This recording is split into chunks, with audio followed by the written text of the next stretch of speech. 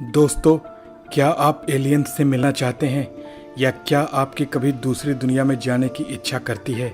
अगर हाँ, तो चलिए आज आपको ऐसी जगह ले चलते हैं जहां परग्रही एलियंस के अनुभव आपको वैसे ही हो सकते हैं जैसे अपने घर में स्वजनों के होते हैं।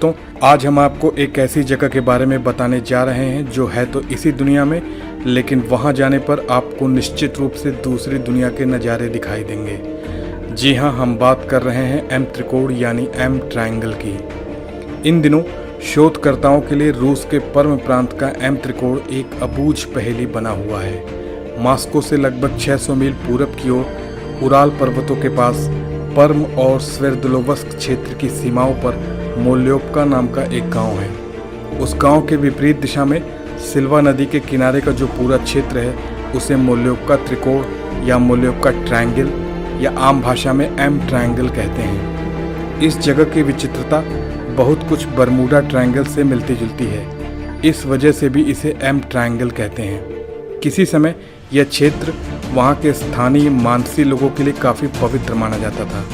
रूस के सर्वाधिक रहस्यमय क्षेत्रों में से एक माने जाने वाला यह क्षेत्र 1980 में पहली बार प्रकाश में आया, जब यहाँ पर रहस्यमय आवाज़ें सुनाई पड़ने लगी। यह रहस्यमय घटनाएं पर्म क्षेत्र के एम ट्रायंगल के 70 वर्ग मील में होती हैं। रूस के इस क्षेत्र में अजीबोगरीब घटनाएं अब आम बात हो गई हैं। दैनिक जीवन में होने वाली सामान्य घटनाओं की तरह यहाँ असामान्य घटनाएं होती हैं, जैसे आकाश के बादलों से नीचे धरती पर आती हुई प्रकाश किरणें, हवा में उड़ती हुई विचित्र तरह की उड़न तश्तरियाँ, घने जंगलों की गहराइयों से अचानक बाहर आती विचित्र किंतु बिल्कुल पारदर्शक चीज़ें, कभी कभी आकाश में बनने वाले अनोखे चिन्ह व अक्षर तथा दूसरी दुनिया से आने वाली बिल्कुल ही अजीब तरह की आवाज़ें। इस अचानक उठने वाली रहस्यमय आवाज़ को जड़ीकृत ध्वनि का नाम दिया गया है। उदाहरण के लिए,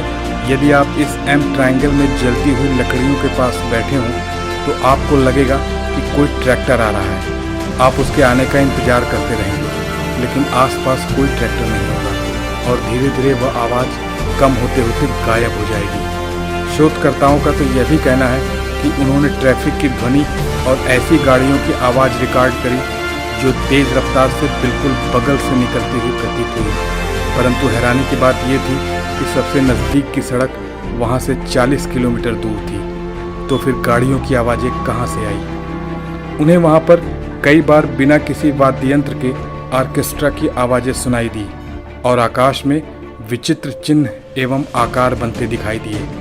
कुछ महीनों तक शोध करने पर ऐसा पाया गया कि इस अकेली वीरान जगह पर कुछ दिन गुजार कर मंद बुद्धि व्यक्ति भी बुद्धिमान और चालाक बन जाते हैं। इस जगह पर आने वाले हर व्यक्ति को कुछ अज्ञात और चमत्कारिक शक्तियों की उपस्थिति का एहसास जरूर होता है, मानो वह इस दुनिया से अलग कोई अलग ही दुनिया हो। एक अनूठे उदाहरण के अनुसार एक बिल्कुल बेरोजगार और सेना से ठुकराया हुआ व्यक्ति यहाँ 2 हफ्ते व्यतीत करने के बाद बतौर अंतरिक्ष यात्री की उच्च क्षमता वाली नौकरी के लिए चुना गया।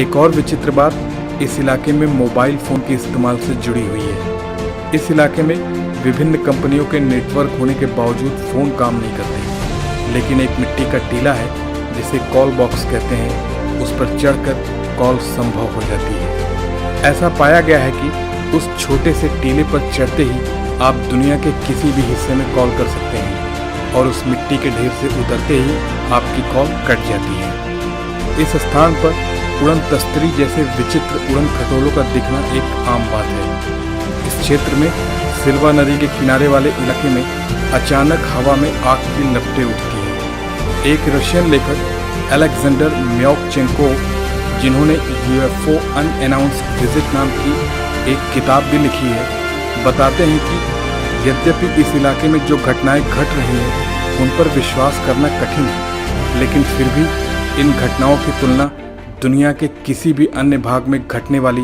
विचित्र घटनाओं से नहीं की जा सकती। वो उन सब से अलग है। अलेक्जेंडर तो ये भी दावा करते हैं कि जो लोग यहाँ घूमने आते हैं वो कभी कभी अपने अंदर अद्भुत अतिमानवीय क्षमताएं अनुभव करते हैं, जैसे वो एक सामान्य मनुष्य नहीं बल्कि सुपरमैन बन गए हों। एक दूसरे रशियन लेखक एमिल बुचरिन ने भी अपनी टीम के साथ यहाँ का दौरा किया था। अपने अनुभवों को उन्होंने इसी विषय पर लिखी गई अपनी एक पुस्तक में समेटा। इस पुस्तक में उन्होंने बताया कि यहाँ होने के दौरान आपको बिल्कुल ही अजीब और विचित्र तरीके के अनुभव हो सकते हैं। कभी वो शानदार हो सकते हैं तो कभी कभी थर्रा देने वाले भी हो सकते हैं। अपनी टीम के अनुभवों को साझा करते हुए वो इसमें लिखते हैं कि एकदम शुरुआत में ही उन लोगों की मुठभेड़ एक विचित्र शक्ति स्रोत से हुई। वो क्या चीज़ थी ठीक से समझ नहीं पाए वे लोग, लेकिन वो एक प्रकार की शक्ति स्रोत ही थी। दिखने में बिल्कुल पारदर्शी उस शक्तिपुंज ने वहाँ के घने जंगलों एवं ऊंची झाड़ियों से होते हुए उनका पीछा किया। उस शक्तिपुंज से एक विशिष्ट प्रकार की ऊष्मा निकल रही थी जिसके अनुभव को शब्दों में लिखना मुश्किल है। उस मुठभेड़ और उस शक्तिपुंज द्वारा पीछा किए जाने के फलस्वरूप उनकी टीम के कई सदस्य गंभीर रूप से झुलस गए। इस स्थान पर अक्सर ही विचित्र आवाजें सुनाई पड़ती हैं जिनके स्रोत का कभी पता नहीं लगाया जा सका। ऐसे अनेक उदाहरण हैं जिनमें पर्म जोन में आने वाले गंभीर रूप से बीमार व्यक्ति बिना किसी इलाज के ही ठीक हो गए। अगर आप अपने जीवन में रहस्य और रोमांच को पसंद करते हैं तो आपको एक बार वहां जरूर जाना चाहिए।